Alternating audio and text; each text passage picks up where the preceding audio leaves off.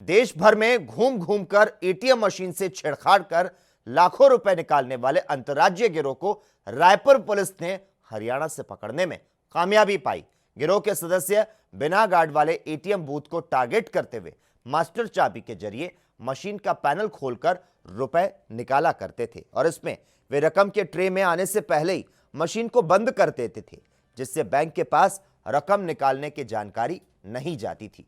रायपुर स्थित कैनरा बैंक के विभिन्न शाखाओं के प्रबंधकों ने बैंक के एटीएम से संदिग्ध आहरण की एफआईआर अलग अलग थानों में दर्ज करवाई थी। सभी मामलों में एटीएम से छेड़छाड़ कर नगद आहरण की एक ही प्रक्रिया अपनाई गई थी। अतिरिक्त पुलिस अधीक्षक शहर ने कहा कि अज्ञात आरोपियों को गिरफ्तार करने के निर्देश दिए गए। वरिष्ठ अधिकारियों के निर्देशन में प्रभारी साइबर सेल रमाकांत साहू के नेतृत्व में गठित विशेष टीम ने अज्ञात आरोपियों की पतासाजी प्रारंभ की और एटीएम बूथ के साथ साथ आसपास के सीसीटीवी फुटेज को खंगाला। राजधानी के कई एटीएम बूथ में हुई चोरी की वारदातों का पुलिस ने पर्दाफाश कर दिया है।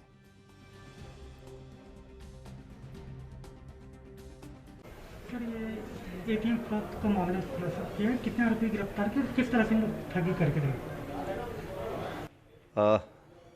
रायपुर शहर के 3 थाने जिसमें मुजगहन, कोतवाली और गुड़ियारी में ठगी का मामला दर्ज था, जिसमें 8 लाख की ठगी हुई थी। जिसमें आरोपी के द्वारा एटीएम में जाकर 2 व्यक्ति जाते थे जिसमें गार्ड्स नहीं होते थे। एक व्यक्ति पीछे खड़ा होता था, पैनल को एक मास्टर चाबी से खोलता था। दूसरा व्यक्ति प्रोसेस कराता था, जिसमें एटीएम कार्ड को जैसे ही डाला जाता था, पैन डाला जाता था, मशीन प्रोसेसिंग में आती थी। उस दौरान पीछे से बटन को ऑफ कर दिया जाता था। इस प्रकार से रकम तो निकल जाता था लेकिन अकाउंट से डिटेक्ट नहीं दिखाता था। इस प्रकार से लगभग 8 लाख की ठगी हुई थी। कैनरा बैंक के द्वारा एफआईआर दर्ज कराया गया था। इसमें 3 लोगों को गिरफ्तार किया गया है, वसीम खान, आशिफ खान और शाहरुख खान। इनके खिलाफ कार्रवाई करके न्यायिक रिमांड में भेजा जा रहा है। बिल्कुल हम सभी बीच में सभी बैंक के प्रबंधक की मीटिंग लेते हैं और उसमें सुरक्षा के संबंध में आवश्यक दिशा निर्देश देते हैं। और इस खबर पर ज्यादा जानकारी देने के लिए रायपुर से इस वक्त हमारे साथ हमारे संवाददाता पवन ठाकुर लाइव जुड़ चुके हैं। पवन, अब एटीएम मशीन भी सुरक्षित नहीं है, दूसरों के खाते से भी पैसा निकाल रहे हैं ठग। राजधानी के कई एटीएम बूथ में हुई चोरी की वारदातों का पुलिस ने पर्दाफाश कर लिया है, क्या कुछ जानकारी है?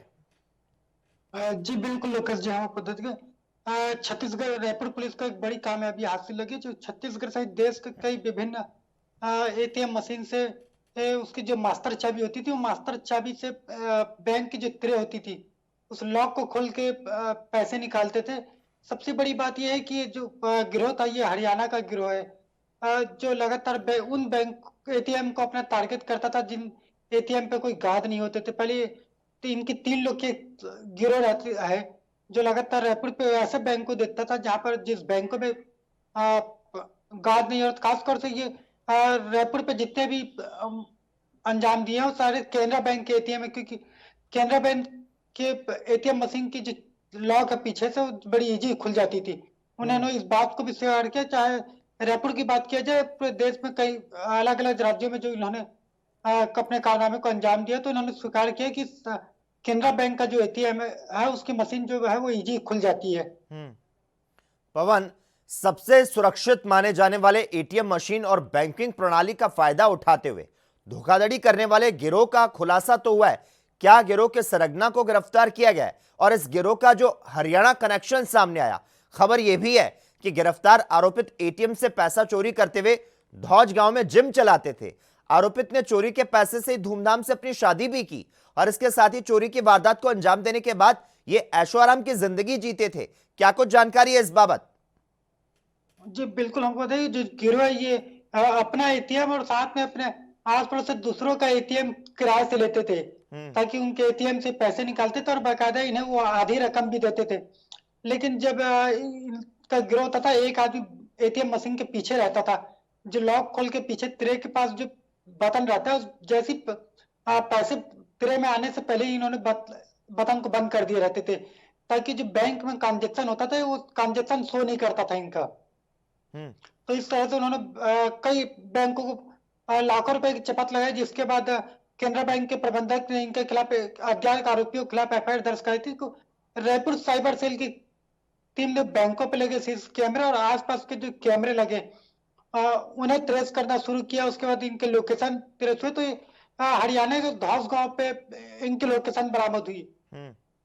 और पवन सबसे बड़ी जी। बात यह, जब पुलिस इनको लेके आती है आरोपियों को, तो आरोपियों के पहुंचने से पहले ही इनके वकील पहुंच जाते हैं। मतलब जो गैंग है वो कितना सरगना और कितना मास्टरमाइंड गैंग है, इससे अंदाजा लगाया जा सकता है कि आरोपियों के साथ इनके वकील पहुंच जाते हैं और बाकायदा इनकी जमानत के लिए याचिका भी दायर कर दी जाती है बैंक।